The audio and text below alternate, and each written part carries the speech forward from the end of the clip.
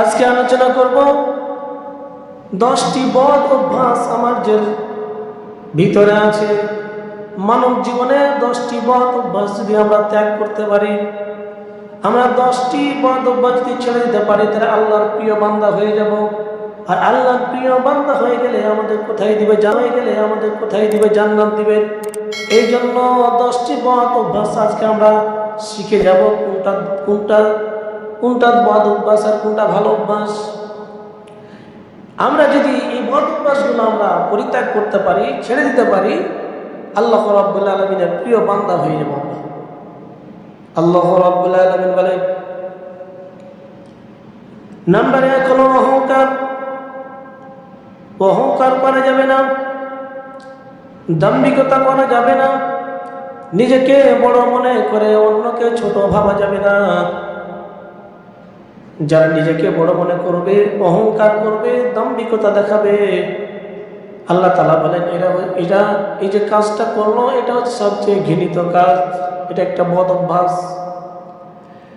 অহংকার আমাদের ভিতরে যদি থাকে, আল্লাহ আমাকে পছন্দ করবেন না, আল্লাহ আমাকে ভালোবাসবেন না। এই জন্য অহংকার আমাদের পরিত্যাগ করতে হবে। অহংকার এমন একটা খারাপ অভ্যাস, অহংকার মানুষকে ধ্বংস করে দেয়।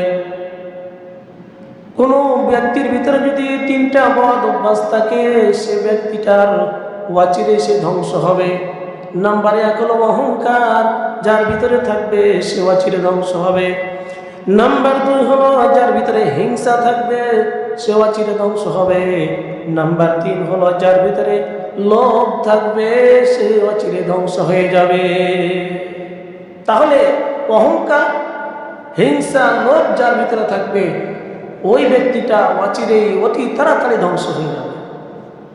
আমার বন্ধুগণ, আমার ভাইয়েরা, এই জন্য অহংকার করা যাবে না। আল্লাহ রাব্বুল আলামিন অহংকারীকে ভালোবাসেন না। আল্লাহ তাআলা বলেন সূরা লুকমানের 18 নম্বর আয়াতে, ওয়ালা তুসাইর খাদদাকা লিন-নাস ওয়ালা তামশি ফিল আরদি মারহা ইন্নাল্লাহা লা ইউহিব্বু কুল্লা মুখতালিন ফখুর। আল্লাহ রাব্বুল আলামিন বলেন, হে নবী, আপনি মানুষের দিক থেকে মুখ ফিরিয়ে নেবেন না এবং জমিনে দম্ভ ভরে অহংকার দেখিয়ে চলাফেরা করবেন না। নিশ্চয় আল্লাহ তাআলা কোনো অহংকারীকে আল্লাহ রাব্বুল আলামিন পছন্দ করেন না। এই জন্য অহংকার করা যাবে না, জমিনে চলতে হবে, নম্র ভদ্র হয়ে চলতে হবে। আপনি যদি জমিনের ভিতরে অহংকার দেখিয়ে চলি, দেখেন আমরা জমিনের উপরে চলি, আমার পায়ের নিচে জমিন আছে, কিন্তু একদিন না একদিন আমাকে জমিনের নিচে যেতে হবে না বলেন তো? এই জমিনের নিচে, মাটির নিচে আমাকে যেতে হবে। আমাকে আপনাকে মাটি থেকে তৈরি করেছে আল্লাহ রাব্বুল আলামিন। কিসের এত আমার অহংকার? আমাকে মাটি থেকে তৈরি করেছে, এই জন্য আমি মাটির উপরে হাঁটবো, নম্র ভদ্র হয়ে চলাফেরা করব।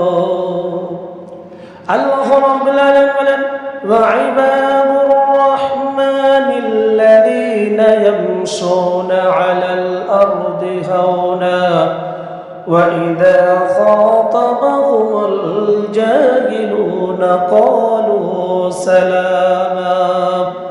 আল্লাহ রাব্বুল আলামিন বলেন, রহমানের বান্দা তারাই যারা জমিনের ভিতরে নম্র ভদ্র হয়ে চলাফেরা করবে। এই জন্য আল্লাহ রাব্বুল আলামিনের প্রিয় বান্দা হতে হলে আমাদের দুনিয়ার ভিতরে নম্র ভদ্র হয়ে চলাফেরা করতে হবে। দুনিয়ায় অহংকার করা যাবে না। অহংকার করবে একজন, তিনি আমার কে? অহংকার করবে আল্লাহ। কেন? আল্লাহ রাব্বুল আলামিন সর্বশক্তিমান, তিনি সবার চেয়ে বড়, এই জন্য অহংকার করবে তিনি। কিন্তু আমরা মানুষ আজকে অহংকার, 2টা টাকা হলে, 2টা পয়সা হলে, গাড়ি বাড়ি হয়ে গেলে গরিব মানুষকে আমরা দেখতে পাই না, অহংকার করি। আমার বন্ধুগণ, আমার ভাইয়েরা, 2জন স্বামী স্ত্রী বাসার ভিতরে বসে খাওয়া দাওয়া করছে, অহংকারে কি পতন দেখেন। 2জন স্বামী স্ত্রী বাসার মধ্যে বসে খাওয়া দাওয়া করছে, হঠাৎ করে একজন ভিক্ষুক এসে দরজায় বলছে, আল্লাহ করিমের নামে কিছু আমাকে দাও, আমি ক্ষুধার্ত, আমাকে কিছু দাও।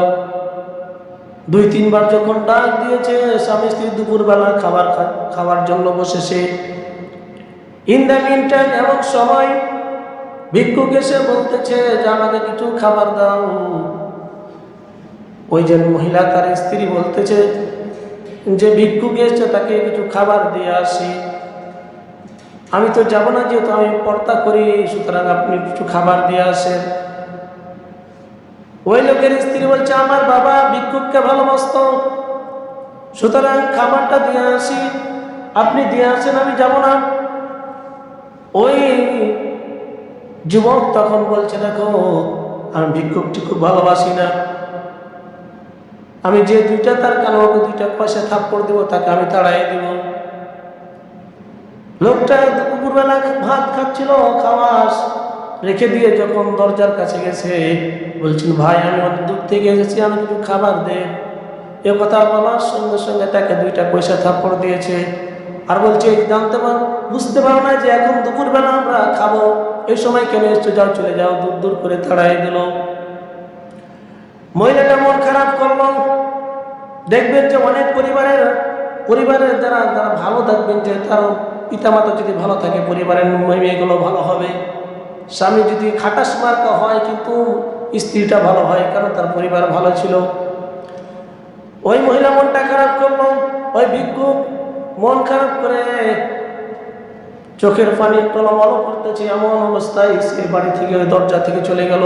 আল্লাহকে বলছে আল্লাহ আপনি আমাকে ভিক্ষুক বানিয়েছেন, এই জন্য আমার মনে কষ্ট নাই, কিন্তু তোমার বান্দা যে কাজটা করলো ওইটা কিন্তু অন্যায় কাজ করেছে। সে ভিক্ষা দিবে না কিন্তু আমাকে কেন আঘাত করবে? মনে কষ্ট নিয়ে চলে যাচ্ছেন। এর কিছুদিন পরে আমার ভাইয়েরা, এই যে লোকটা থাপ্পড় মারলো, থাপ্পড় মারার কারণে আল্লাহ রাব্বুল আলামিন নারাজ হয়ে গেছেন। নারাজ হয়ে যাওয়ার কারণে তার ব্যবসা বাণিজ্য যতগুলো ফ্যাক্টরি কলকারখানা ছিল সব আস্তে আস্তে ধীরে ধীরে কি হলো, ড্যামেজ হতে লাগলো। ব্যবসার মধ্যে লস, শুধু লস আর লস লস। এমন সময় এমনকি তার বাড়ি ঘর সব কিছু বিক্রি করে দিয়েও তার ঋণ পরিশোধ হয় না। এক পর্যায়ে আল্লাহ রাব্বুল আলামিন, এই যে দেখেন কেমন লীলা খেলা, যে ভিক্ষুককে থাপ্পড় মেরেছিল ওই ভিক্ষুক আস্তে আস্তে ধীরে ধীরে কয়েক বছরের ভিতরে বিশাল বড় ধনী হয়ে গেছে। ওই স্ত্রী, যে স্ত্রী নিয়ে খাবার খাচ্ছিল, ওই স্ত্রী কিন্তু তাকে তালাক দিয়ে চলে গেছে। আবার ওই স্ত্রী কিন্তু ওই মহিলাটাই আবার ওই যে ভিক্ষুকের সঙ্গে আমার বিবাহ হয়েছে। আবার দুপুরবেলা ভাত খাচ্ছে তারা স্বামী স্ত্রী, ওই যে ভিক্ষুক, তারা দুপুরবেলা স্বামী স্ত্রী ভাত খাচ্ছে। এমন সময় যে থাপ্পড় মেরেছিল আবার তার বাসার সামনে যে বলছে আল্লাহ কারিমের নামে কিছু দাও। ওই ভিক্ষুক লোকটা কিন্তু বড় লোক হয়ে গেছে। দরজা খুলে দেখলো একজন লোক, ওই আগের লোকটাই। তখন দেখে মাথাটা নিচে করে দিয়েছে। ওই দেখো আমি তোমাকে কিছু বলবো না, তুমি আমাকে সেদিন থাপ্পড় দিয়েছিলে, কিন্তু আমি তোমাকে থাপ্পড় দিব না, তোমাকে খাবার দিব। এখানে আমার ঘটনা বলার উদ্দেশ্য হলো, ওই লোকটা ছিল ধনী, আল্লাহ তাআলা তাকে ফকির বানিয়ে দিয়েছে অহংকার করার কারণে। আর যে লোকটা ফকির ছিল, আল্লাহ রাব্বুল আলামিন তাকে ধনী বানিয়ে দিয়েছেন। এই জন্য আল্লাহ তাআলা কাউকে সকালবেলা ধনী বানায়, আবার কাউকে বিকালবেলা ফকির বানায় দেয়। আবার আল্লাহ রাব্বুল আলামিন কাউকে সকালবেলা ধনী বানায়, বিকালবেলা ফকির বানায় দেয়। এইরকম আল্লাহ রাব্বুল আলামিন মানুষের মধ্যে শুরু করে দেয়। কারণ যারা অহংকার করবে তারা ধ্বংস হয়ে যাবে। এই জন্য 1 নাম্বার বদ অভ্যাস হলো আমাদের অহংকার ছেড়ে দিতে হবে। আমরা যদি অহংকার ছেড়ে দিতে পারি, আমি আপনি মাটির তৈরি মানুষ, কিসের এত অহংকার? 1 ফোঁটা নাপাক পানি দিয়ে আল্লাহ রাব্বুল আলামিন আমাকে আপনাকে সৃষ্টি করেছেন, কিসের এত অহংকার? অহংকার করলে হবে না। মনে আমার শক্তি আছে, পাওয়ার আছে, সব কিছু আছে, ক্ষমতা আছে, আমার শক্তি আছে, না অহংকার করা যাবে না। এখন আমি কথা বলতে পারছি, হঠাৎ করে আল্লাহ রাব্বুল আলামিন চাইলে আমার নিঃশ্বাস নিয়ে যেতে পারে। তো অহংকার করা যাবে না, অহংকার ত্যাগ করতে হবে। 1 নাম্বার কাজ হলো, 1 নাম্বার কাজ বদ অভ্যাস হলো যে অহংকার যদি আপনি ত্যাগ করতে পারেন, ছেড়ে দিতে পারেন, আল্লাহর প্রিয় বান্দা হয়ে যাবে। এই জন্য অহংকার করা যাবে না। কাল কিয়ামতের ময়দানে অহংকারীকে আল্লাহ তাআলা পিঁপড়ার মতন করে উঠাবে। পিঁপড়া আমরা দেখেছি কত ছোট, ওই রকম পিঁপড়ার মতো উঠাবে। এরপরে তাকে ওই পিঁপড়ার সমান করে উঠিয়ে কিয়ামতের ময়দানে তাকে নিয়ে যাওয়া হবে। এরপরে জাহান্নামের মধ্যে নিক্ষেপ করা হবে। এরপরে ওই অহংকারী ব্যক্তিকে জাহান্নামের মধ্যে জাহান্নামীদের গলিত রক্ত পুঁজগুলো তাকে পান করানো হবে। আর ওই জাহান্নামে একটা জেলখানা আছে, বুলাস নামক জেলখানা, ওই জেলখানার মধ্যে তাকে অহংকারীকে ভরে দেওয়া হবে। ওই অহংকারী ওই বুলাস নামক জাহান্নামের মধ্যে থাকবে, আর জাহান্নামীদের রক্ত পুঁজগুলো তাকে পান করতে দেওয়া হবে। যেটা বলেন নাউজুবিল্লাহ। তাহলে অহংকার দুনিয়াতে করবেন, আপনার পতন হবে, যতই শক্তিধর হোক না কেন। অহংকার করেছিল ফিরাউন। ফিরাউন বলেছিল আনা রাব্বুকুমুল আলা, আমি হচ্ছি সবচেয়ে বড় খোদা। ফিরাউন এখন কোথায় আছে? মিশরের জাদুঘরে। ফিরাউনের শরীরে এমন একটা, আল্লাহ রাব্বুল আলামিন তার শরীরকে করে দিয়েছে মাছি মশা কিছুই বসবে না তার শরীরে। এমন আল্লাহ রাব্বুল আলামিন তাকে শাস্তি দিয়েছে, কিয়ামত পর্যন্ত পোকাও তার শরীর খাবে না। নমরুদ অহংকার করেছিল আনা রাব্বুকুমুল আলা। ইব্রাহিমকে বলেছিল তোমার খোদার সঙ্গে আমি যুদ্ধ করব। এই নমরুদকে ন্যাংরা মশা দিয়ে, ভালো মশা না, মশা তো দুর্বল জিনিস, মাত্র 2.5 দিন বাঁচে। ওই ন্যাংরা মশা দিয়ে ওই যে নমরুদকে 40 বছর জুতা পিটা করেছিল। আর জুতা পিটা যে করে ওকে আবার তার মায়ের তাকে ভাতাও দিত, বেতন দিত, যে জুতা মারতো মাথায়। তো ওই নমরুদের অহংকার করেছিল, আল্লাহ রাব্বুল আলামিন তাকে ধ্বংস করে দিয়েছেন। এই জন্য অহংকার মারাত্মক একটা বদ অভ্যাসের জন্য অহংকার করা যাবে না। নবী সাল্লাল্লাহু আলাইহি সাল্লাম তিনি ছিলেন সাইয়্যিদুল মুরসালিন, খাতামুন নবিয়্যিন, পৃথিবীর জন্য সর্বশ্রেষ্ঠ মানব। তিনার আঙ্গুলের ইশারায় চাঁদ দ্বিখণ্ডিত হয়ে গেছিল, দুখণ্ড হয়ে গেছিল। তিনি কোনোদিন অহংকার করেন নাই, অহংকার দেখেন না। আমরা কিসের মানুষ? আমরা মাটির তৈরি মানুষ, তার উম্মত আমরা কেন অহংকার করব? এই জন্য ভাই অহংকার করা যাবে না। নাম্বার 2 হলো গীবত, পরনিন্দা করা যাবে না। গীবত পরনিন্দা করা যাবে না। আমি আপনি গীবত পরনিন্দা ছেড়ে দেব। গীবত পরনিন্দা করলে আল্লাহ তাআলা নারাজ হয়ে যান। আর গীবত পরনিন্দা ছাড়তে পারলে আমি আল্লাহর প্রিয় বান্দা হয়ে যাব। এই জন্য গীবত পরনিন্দা করা যাবে না। আল্লাহ রাব্বুল আলামিন বলেন সূরা হুজরাতের 12 নম্বর আয়াতে বলেন ওয়ালা ইয়াগতাব বা'দুকুম বা'দা আইয়ুহিব্বু আহাদুকুম আন ইয়াকুলা লাহমা আখিহি মাইতান ফাকারিহতুমুহু। আল্লাহ রাব্বুল আলামিন বলেন তোমরা একে অপরের গীবত করো না, পরনিন্দা করো না। তোমরা একে অপরের গীবত করো না, পরনিন্দা করো না। তোমাদের মধ্যে কি কেউ তার মৃত ভাইয়ের গোশত খাবে? তোমাদের মধ্যে কি কেউ তার মৃত ভাইয়ের গোশত খেতে পছন্দ করবে? করবে না। ভাই মরে গেছে, মরা ভাইয়ের গোশত খেতে পছন্দ করবে নাকি? আল্লাহ রাব্বুল আলামিন বলেন যারা গীবত করবে তারা মৃত ভাইয়ের গোশত খায়। নাউজুবিল্লাহ। এই জন্য গীবত করা যাবে না, পরনিন্দা করা যাবে না। কিন্তু আজকে গীবত আমরা অহরহ গীবত করি। মসজিদে বসেও গীবত করি, বাজারে চার দোকানে বসেও গীবত করি। বাজারটা এখন দোকানটা হয়ে গীবতখানা, এই চারখানা দোকানটা একটা গীবতখানা। ওখানে যদি 5টা কথা হয় তাহলে ওর মধ্যে 4টে হচ্ছে গীবত আর মিথ্যা কথা। এই জন্য গীবত করা যাবে না। আল গীবাতু আসাদ্দু মিনাজ জিনা। গীবত হলো জেনার চেয়ে, জেনা করলে যে শাস্তির যে অপরাধ, তার চেয়ে বেশি বড় অপরাধ হলো গীবত করা। তাহলে গীবত করা যাবে? করা যাবে না। এই পদ অভ্যাসটা আমাদের ছেড়ে দিতে হবে। গীবত আমরা ছেড়ে দেব। আমার বন্ধুগণ, আমার ভাইয়েরা, নাম্বার 3 হলো মিথ্যা বলা মহাপাপ। মিথ্যা কথা বলা ছেড়ে দিতে হবে। মিথ্যা বলা মহাপাপ। এই জন্য মিথ্যা হচ্ছে সমস্ত পাপের মা, জননী। মিথ্যা হচ্ছে সমস্ত পাপের জননী মা। মিথ্যা সমস্ত গুনাহ পাপের জননী মা। এই জন্য মিথ্যা বলা যাবে না। আজকে এত মিথ্যা কথা আমরা বলি। দুনিয়ার দিনে যদি আমরা 100টা কথা বলি, তার মধ্যে 99টা মিথ্যা কথা বলি। সব জায়গায় মিথ্যা কথা। আমি দোকানদারি করে মিথ্যা কথা বলি। আমি যে কোনো ব্যবসা করে মিথ্যা কথা বলি। আমি কৃষিকাজ করি মিথ্যা কথা বলে, আমি দোকানদারি করি মিথ্যা কথা বলে, প্রত্যেকটা সেক্টরে প্রত্যেকটা জায়গায় মিথ্যাতে ভরা। আর মিথ্যা এমন একটা জিনিস, আসিদকু ইউনজি ওয়াল কিযবু ইহলিক, সত্য মানুষকে মুক্তি দেয় আর মিথ্যা মানুষকে ধ্বংস করে দেয়। এই জন্য মিথ্যা বলা যাবে না, মিথ্যা আমাদের ত্যাগ করতে হবে, আমাদের সদা সর্বদা সত্য কথা বলতে হবে। আমি আপনি যদি সদা সর্বদা সত্য কথা বলতে পারি, আল্লাহ তাআলা আমাকে কি করবে দেন। আল্লাহ রাব্বুল আলামিন বলেন, ইয়া আইয়ুহাল্লাযীনা আমানু তাকুল্লাহা ওয়া কুলু কাওলান সাদীদা। আল্লাহ রাব্বুল আলামিন বলেন, হে ঈমানদারগণ, তোমরা আমাকে ভয় করো এবং সর্বদা সোজা সরল কথা বলো, মিথ্যা বলো না, তোমরা সদা সর্বদা সোজা সরল কথা বলো। আমি যদি সোজা সরল কথা বলতে পারি, ইউসলিহ লাকুম আ'মালাকুম ওয়া ইয়াগফির লাকুম যুনুবাকুম ওয়া মান ইউতি'িল্লাহা ওয়া রাসূলাহু ফাকাদ ফাযা ফাওজান আযীমা। আল্লাহ রাব্বুল আলামিন বলে, তুমি যদি মিথ্যা বাদ দিয়ে সোজা সাপটা কথা বলতে পারো, ইসলিহ লাকুম আমালাকুম, তুমি যে টুটা ফাটা আমল করেছো আল্লাহ তাআলা তোমাদের আমলকে পরিশুদ্ধ করে দিবে।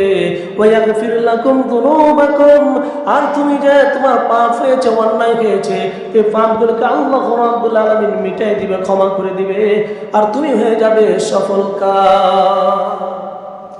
তাহলে মিথ্যা বলা মহাপাপ, মিথ্যা হচ্ছে সমস্ত পাপের মূল।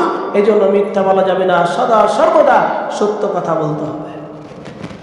আল্লাহ রাব্বুল আলামিন বলেন সূরা আন-নাহলের 105 নম্বর আয়াতে, ইন্নামা ইয়াফতারিল কাযিবাল্লাযীনা লা ইউমিনুনা বিআয়াতিল্লাহ ওয়া উলাইকা হুমুল কাযিবুন। আল্লাহ রাব্বুল আলামিন সুন্দর করে বলতেছেন, কেবলমাত্র তারাই মিথ্যা রচনা করে যারা আমার আয়াতকে, যারা আমার নিদর্শনকে অস্বীকার করে, যারা আমার আয়াতকে নিদর্শনকে অস্বীকার করে, যারা কোরআনকে অস্বীকার করে, আমার আয়াতকে অস্বীকার করবে, এই লোকগুলাই মিথ্যা কথা বলবে। দেখবেন যে কিছু মানুষ বলবে যে খালি হুজুরের কায়া কাম নাই, খালি কোরআন হাদিসের কথা কয়। কোরআন হাদিস কি আছে? কোরআন হাদিস আমরা কম জানি, হুজুরের চেয়ে আমরা কম বেশি কোরআন হাদিস জানি। আমার বন্ধুগণ, আমার ভাইরা, যারা বলে আমরা কি কোরআন হাদিস কম জানি, ওরা কেমন জানেন? ওই যে কানা, এক কানা, এটা কোরআন নাই হাদিস নেই বোঝার জন্য বলতেছি। এক কানা কিন্তু নামাজ পড়ার জন্য মসজিদে এসেছে।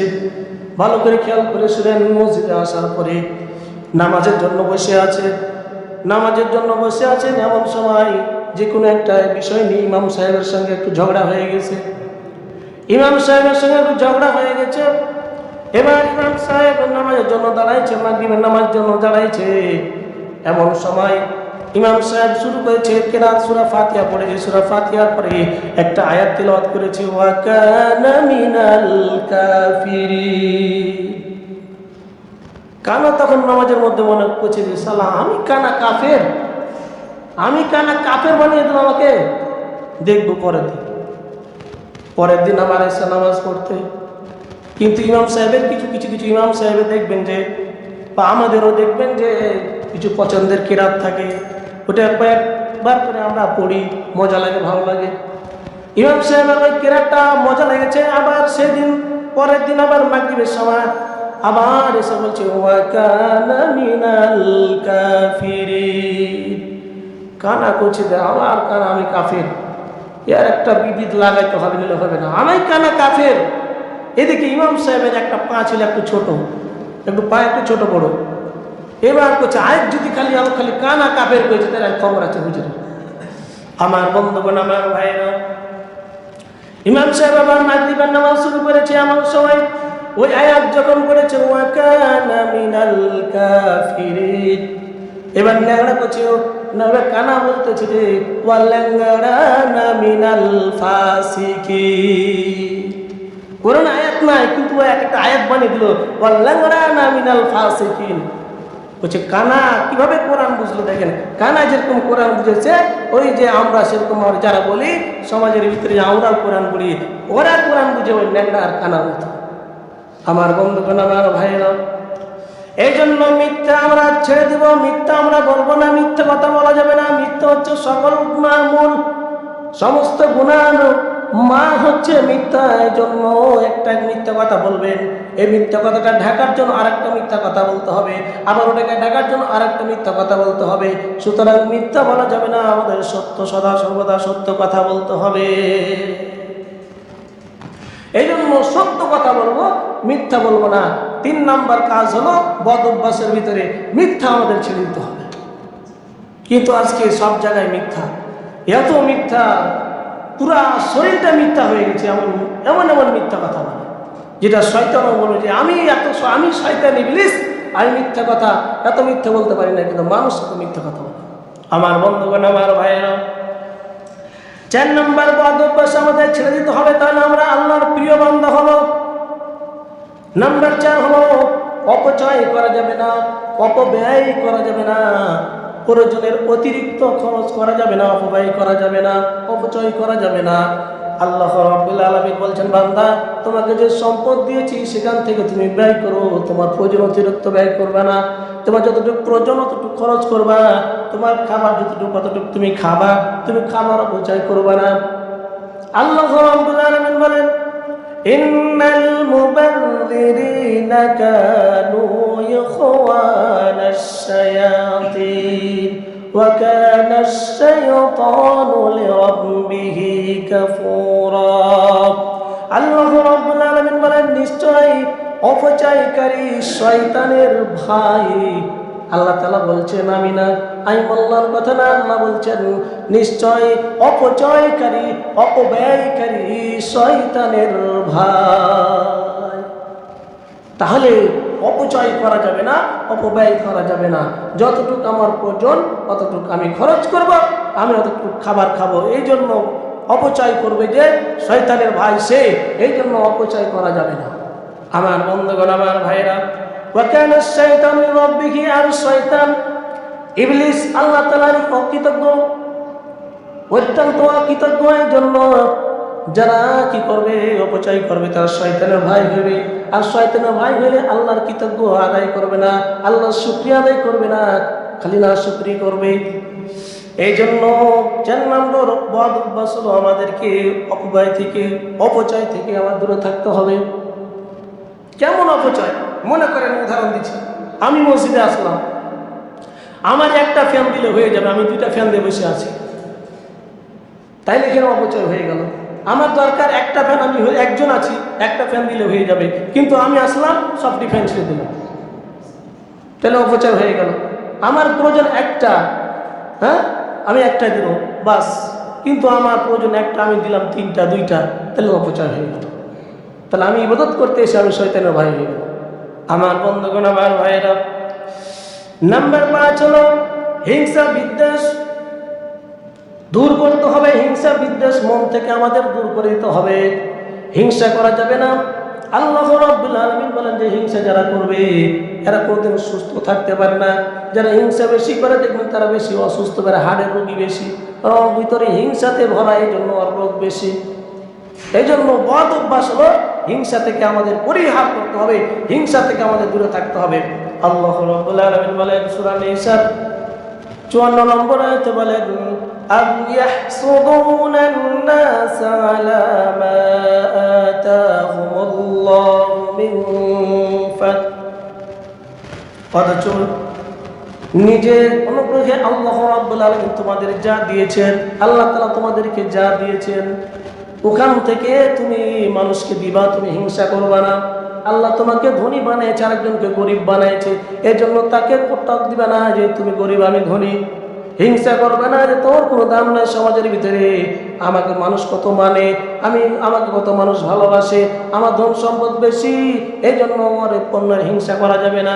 এখন দেখবেন সমাজের ভিতরে জমি কিনে একজন জ্বলে পুড়ে মরে আরেকজন পাশে কেন জমি কিনলো, হাই রে জমি কেমন করে কিনলো রে, দেখবেন যে একজনের ছেলে শিক্ষিত হয়ে গেছে, আরেকজন আর জেলে পুড়ে পাশের বাড়ি ওই জেলে পুড়ে ছাড়খাড় হয়ে গেল। কেমনে শিক্ষিত হয়ে গেল, কেমনে চাকরি পেয়ে গেল? যদিও আপনাদের এলাকায় না, আমার এলাকায় আছে, এমনকি আমার প্রতিবেশীও আছে। আমার সবই সুখ আছে, কিন্তু আমার একটাতে সুখ নাই, হলো প্রতিবেশী। ভালো প্রতিবেশী আমি পাই না। আমি আমি আমার কথা বলছি, বাস্তব কথা বলছি। এই জন্য যারা হিংসা করবে ওরা সব সময় জ্বলে পুড়ে মরবে। আমার বন্ধুগণ, আমার ভাইরা, হিংসা করবেন, আপনার সমস্ত নেকিগুলো বরবাদ হয়ে যাবে।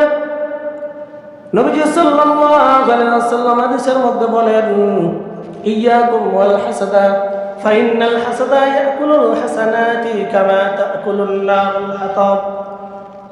নবীজি সাল্লাল্লাহু আলাইহি ওয়াসাল্লাম বলেন, তোমরা হিংসা হইতে দূরে থাকো, কেননা হিংসা নেকিকে ধ্বংস করিয়ে দেয়, যেমন আগুন শুকনো কাঠকে ধ্বংস করে দেয়।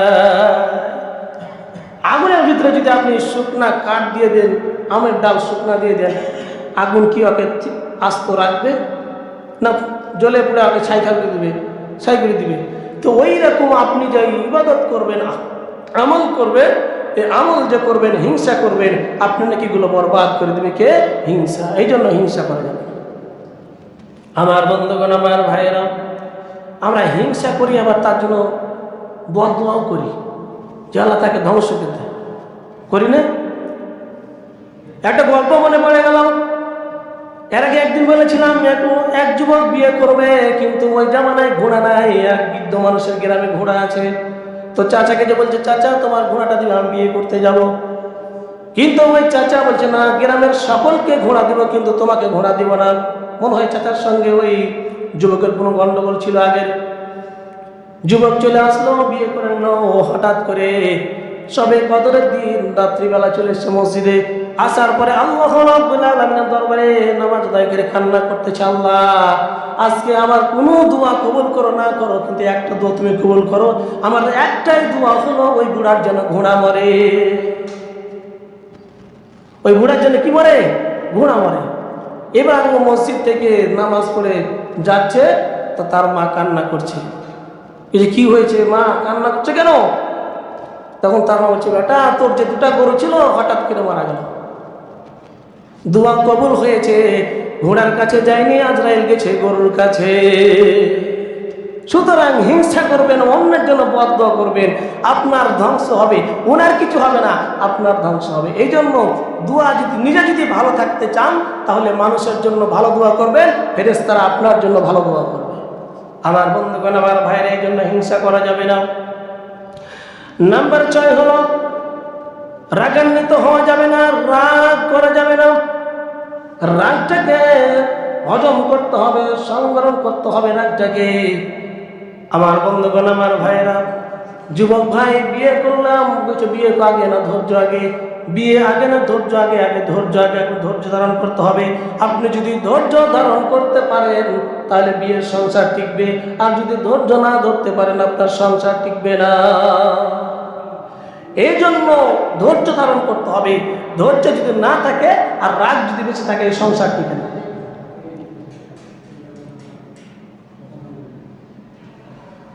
আমার বন্ধুগণ, আমার ভাইয়েরা, রাগকে আমরা কি করব? হজম করব, রাগকে সংবরণ করব, রাগটাকে আমরা নিয়ন্ত্রণ করব। আমার বন্ধুগণ, আমার ভাইয়েরা, আল্লাহ রাব্বুল আলামিন ওয়াল কাযিমিনাল গায়যা ওয়াল আফিনা আনিন নাস ওয়াল্লাহু ইউহিব্বুল মুহসিনিন। আল্লাহ রাব্বুল আলামিন যারা নিজের রাগকে সংবরণ করে, যারা নিজের রাগকে হজমকারী হয় এবং মানুষকে ক্ষমা করে, আল্লাহ রাব্বুল আলামিনের বান্দা, এরা হচ্ছে আল্লাহ রাব্বুল আলামিনের মুহসিন বান্দা, এরা সৎকর্মশীল। আল্লাহ রাব্বুল আলামিন তাদেরকে ভালোবাসে। এই জন্য রাগ আসবে, কিন্তু রাগকে আমরা হজম করব। কারণ রাগ, নবী সাল্লাল্লাহু আলাইহি সাল্লাম তিনি এমন একজন মানুষ ছিলেন, তিনি সর্বশ্রেষ্ঠ মানুষ। একজন ভিক্ষুক এসে বলছে, হে মুহাম্মদ ভিক্ষা দাও। গলার মধ্যে একটা চাদর ছিল, টান দিয়েছেন। তো ভিক্ষুক যদি এভাবে টান দেয়, আপনাকে মেজাজটা কেমন খারাপ হবে, কুশিয়া একটা কষা থাপ্পড় দেবো। তো ভিক্ষুক বলছে, এই ভিক্ষা দাও আমাকে। মুহাম্মদ সাল্লাল্লাহু আলাইহি সাল্লাম বলছে, হে মুহাম্মদ আমাকে ভিক্ষা দাও। এইদিকে ওমর বলছে যে এই বেটা যদি নবীজিকে বলছি ইয়া রাসূলুল্লাহ খালি আপনি খালি একটা অনুমতি দেন, ভিক্ষুকের আমি এক থাপ্পড় দেন আমি দুনিয়া থেকে বিদায় করে দেবো। নবীজি বলছেন না না না, সে বুঝতে পারে না, এই জন্য সে এই ব্যবহার করেছে। নবীজির চরিত্র দেখেন, ক্যারেক্টার দেখেন, নেচার দেখেন, নবীজির কি চরিত্র যে তিনি বলেন না তাকে কিছু বলো না। কিন্তু আমাদের রাগ উঠলে কিছু থাকে না, ওই রাগ উঠলে 3 তালাক কিনা তোমার মাকে 14 গোষ্ঠীকে সুদা তালাক দেয়। এই জন্য যুবক ভাই বিয়ে করেছেন, বিয়ে করবেন, ধৈর্য লাগবে আগে। বিয়ে করলেছেন, ধৈর্য লাগবে আগে। ধৈর্য না হলে সংসার টিকে না। তালাক দিবেন, আপনি যে তালাক দিলেন মাসালা বলার দরকার নাই যে তালাক যে আপনি দিলেন, আপনি পৃথিবীর যে কোনো ইমামকে নিয়ে আসেন না কেন, মক্কা শরীফের ইমামকে নিয়ে আসেন না কেন, 3 তালাক হয়ে গেছে, যে ইমামকে নিয়ে আসেন না কেন, আপনি আলে হাদিসে যান আর যে হাদিসে যান না কেন, আপনার বিয়ে সই হবে না। যতগুলো বিয়ে করে আছে এখন সবগুলো হারাম, সবগুলো হারাম, সবগুলো সন্তান যেগুলো হয়েছে সবগুলো জারজ সন্তান। যখন 3 তালাক হয়ে যায় তখন তার সম্পর্ক বিচ্ছিন্ন হয়ে যায়। ওই মহিলাটা আবার 4 মাস 3 মাস 10 দিন ইদ্যত পালন করবে, ইদ্যত পালন করার পরে আবার আরেকজনের সঙ্গে বিয়ে হবে, আবার সে তালাক দিবে, আবার ইদ্যত পালন করবে। এরপরে যদি সে নিতে চায় আবার তাকে বিবাহ করতে হবে, তাহলে বিবাহ হবে। এখন কিছু হুজুর দেখবেন যে 10 টাকার বিনিময়ে, 5 টাকার বিনিময়ে, 5000 টাকার বিনিময়ে বিয়ে পড়ায় দিচ্ছে, যান চলে যান। কিন্তু আপনি কি বুঝতে পেরেছেন? আপনি মাসালা বুঝেন নাই। ইমাম আবু হানিফা রহমাতুল্লাহ আলাইহি বলেন যে যারা এই সমস্ত কাজ করবে এরা লানত প্রাপ্ত হবে। এই জন্য আমার বন্ধুগণ, আমার ভাইরা, বিয়ে করেছেন বাস ধৈর্য লাগবে। আমার বন্ধুগণ, আমার ভাইরা, রাগটাকে অর্জন করতে হবে। নাম্বার 7 হলো উপহাস করা যাবে না, কাউকে ঠাট্টা করা যাবে না। আজকে আমরা যদি একটু দেখি যে মানুষটা একটু হুঁসে একটু মোটা, তাকে নিয়ে উপহাস করি, তাকে নিয়ে ঠাট্টা বিদ্রুপ করি, এমনকি গরিব মানুষের জন্য তাকে ঠাট্টা করি না? আল্লাহ রাব্বুল আলামিন বলছে তোমরা একে অপরকে ঠাট্টা বিদ্রুপ করো না, এটা হচ্ছে বদ অভ্যাস। এই জন্য ঠাট্টা বিদ্রুপ করা যাবে না, মানুষকে ছোট করা যাবে না। এই জন্য আমরা মানুষকে ঠাট্টা বিদ্রুপ করবো না, এটা একটা বদ অভ্যাস। আল্লাহ রাব্বুল আলামিন সূরা হুজরাতের 11 নম্বর আয়াতে বলেন, ইয়া আইয়ুহাল্লাযীনা আমানু লা ইয়াসখার কওমুম মিন কওমিন আসা আন ইয়াকুনা খায়রাম মিনহুম। আল্লাহ রাব্বুল আলামিন, হে ঈমানদারগণ, তোমরা কোনো মুমিন সম্প্রদায় অন্য কোনো মুমিন সম্প্রদায়কে বিদ্রুপ করবে না, ঠাট্টা করবে না। কারণ যাকে তুমি উপহাস করছো হতে পারে সে তোমার চেয়ে উত্তম। তুমি যাকে ঠাট্টা করতেছো হতে পারে আল্লাহর কাছে সে ব্যক্তিটা সবচেয়ে উত্তম। সুতরাং তোমরা কাউকে ঠাট্টা বিদ্রুপ করবে না। কিন্তু আজকে আমাদের ঠাট্টা বিদ্রুপ, নাম ধরে বিদ্রুপ। নাম হলো রহিম, নাম হলো করিমে, নাম হচ্ছে রহিমে, আছে না নাই? হ্যাঁ, নাম হচ্ছে পলাইছে, আছে না নাই? যে এই যে মানুষকে নাম বিদ্রে, মানুষের যে নামটা সুন্দর নাম আল্লাহ তাআলা দিয়েছেন, কত সুন্দর নাম, আব্দুর রহমান, না আছে না নাই? যে এই যে সমস্ত কাজগুলো এলা করা যাবে না। আল্লাহ রাব্বুল আলামিন বলেছেন তোমরা মানুষকে, কাউকে তোমরা ছোট করবে না, কাউকে উপহাস করবে না। আমার বন্ধুগণ, আমার ভাইয়েরা, নবীজি সাল্লাল্লাহু আলাইহি সাল্লাম কোনদিন কোনো সাহাবীকে উপহাস করেন নাই, কৌতুক করে কোনদিন মিথ্যা কথাও বলেন নাই নবীজি সাল্লাল্লাহু আলাইহি সাল্লাম। এই জন্য আমরা ঠাট্টা বিদ্রুপ উপহাস করব না। আজকে তো দেখবেন যে বন্ধু বান্ধবের ভিতরে উপহাস বেশি, এক পর্যায়ে এমন উপহাস করতে গিয়ে একবারে তখন মারামারি হয়ে যায়, এমনকি থানা পর্যন্ত গড়ে যায়, কেস কাসালি হয়ে যায়। এই জন্য উপহাস করা যাবে না। নাম্বার 8 হলো নামাজে অলসতা করা যাবে না। বদ অভ্যাসের মধ্যে 8 নম্বর বদ অভ্যাস হলো নামাজে অলসতা করা যাবে না। আমি বাড়িতে বসে আছি কিন্তু জোহরের নামাজ পড়তে এলাম আমি আসরের সময়, জোহরের নামাজ পড়তে এলাম আমি 3টার সময়, 4টার সময়, নামাজ পড়ব, সময় মতো নামাজ পড়ব। আল্লাহ রাব্বুল আলামিন ফাওয়াইলুল লিল মুসাল্লিন আল্লাযীনা হুম আন সালাতিহিম সাহুন। আল্লাহ রাব্বুল আলামিন বলেন সেই সমস্ত নামাজীরা ধ্বংসপ্রাপ্ত যারা নামাজে অলসতা করে।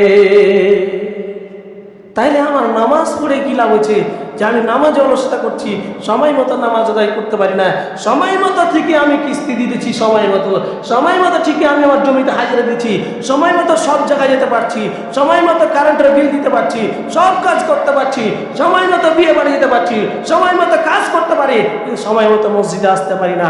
এই জন্য মুসল্লি যারা, আমরা মুসল্লি, ওয়াইলুল মুসাল্লিন, ওই সমস্ত মুসল্লিরা ধ্বংস যারা কি করে, নামাজ অলসতা করে। এই বদ অভ্যাসটা আমরা ত্যাগ করতে হবে।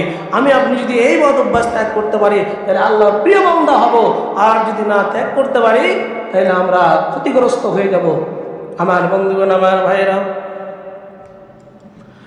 এরপরে আল্লাহ রাব্বুল আলামিন 9 নম্বর, কৃপণতা করা যাবে না।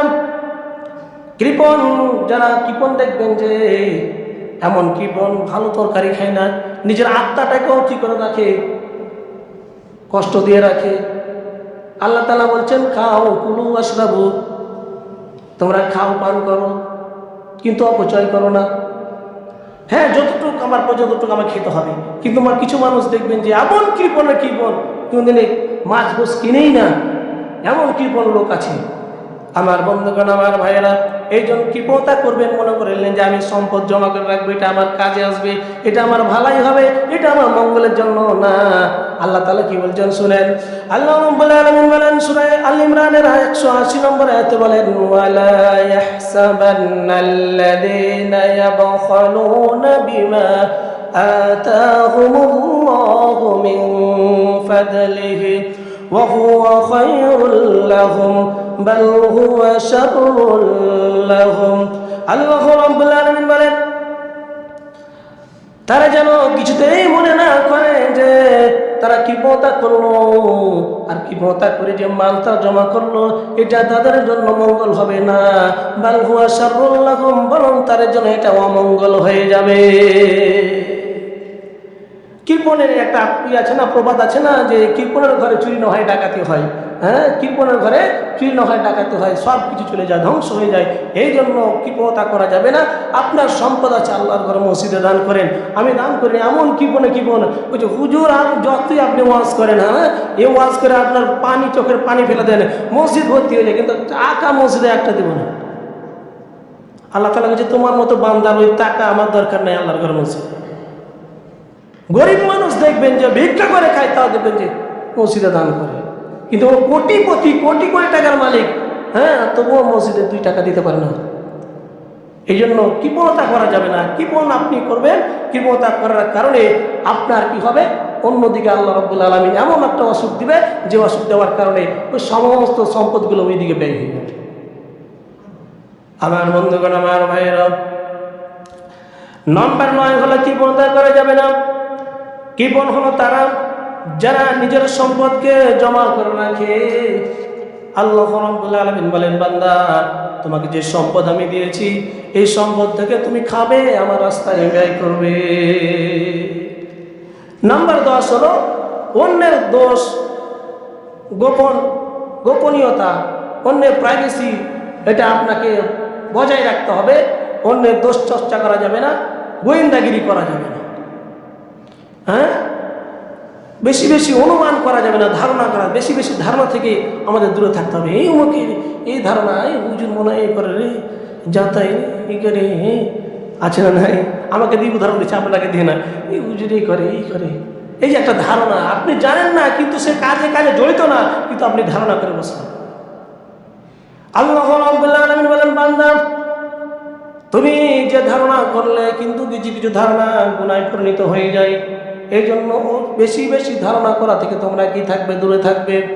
আল্লাহ রাব্বুল আলামিন সূরা হুজরাতের 12 নম্বর আয়াতে বলেন, ইয়া আইয়ুহাল্লাযীনা আমানু জতানিবু কাসীরাম মিনাল-যন ইন্না বা'দাল-যন্নি ইসমুন ওয়া লা তাজাসসু।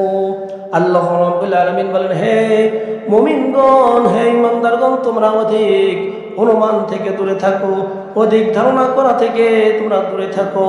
কেননা কোনো অনুমান, কোনো ধারণা গুনাহের মধ্যে পরিণত হয়ে যায়। এই জন্য আমরা অধিক ধারণা থেকে, অধিক অনুমান থেকে, গোয়েন্দাগিরি থেকে অন্যের প্রাইভেসি লঙ্ঘন করব না, অন্যের গোপনীয়তা আমরা কি করব না, লঙ্ঘন করব না। একজন বন্ধুর কাছে মোবাইল আছে, মোবাইলে বন্ধু এখন ওই লক মেরে দিয়েছে, আর লক মেরে দিচ্ছে ওর তো প্রাইভেসি কোনো থাকতে পারে, হ্যাঁ, ওর স্ত্রীর ছবি থাকতে পারে, যে কোনো জিনিস থাকতে পারে, কিন্তু আপনি কি করলেন, ওর প্রাইভেসি আপনি লক করে রেখে পাসওয়ার্ডটা দেখেছেন এখন, তারপরে দিন আপনি দেখে নিলেন। তো অন্যের যে প্রাইভেসি আপনি লঙ্ঘন করলেন, এর দ্বারা আপনার গুনাহ হয়ে যাবে। এইটা থেকে দূরে থাকতে হবে, কারণ এটা বদ অভ্যাস। আমার বন্ধুগণ, আমার ভাইয়েরা, এই জন্য এই যে এখন পর্যন্ত 10টা বললাম বদ অভ্যাসের কথা। এক নজরে একবার বলে যাই। নাম্বার 1 হলো অহংকার করা যাবে না। নাম্বার 2 হলো গীবত পরনিন্দা করা যাবে না। নাম্বার 3 হলো মিথ্যা কথা বলা যাবে না। নাম্বার 4 হলো অপচয় অপব্যয় করা যাবে না। নাম্বার 5 হলো হিংসা বিদ্বেষ করা যাবে না, হিংসা করা যাবে না। নাম্বার 6 হলো রাগটাকে নিয়ন্ত্রণ করতে হবে, বেশি বেশি রাগ করা যাবে না। দেখবেন যে যারা বেশি রাগ করে অসুখ বেশি হয়, একজন রাগ করা যাবে না। নাম্বার 7 হলো উপহাস করা যাবে না। নাম্বার 8 হলো নামাজে অলসতা করা যাবে না। নাম্বার 9 হলো কৃপণতা করা যাবে না।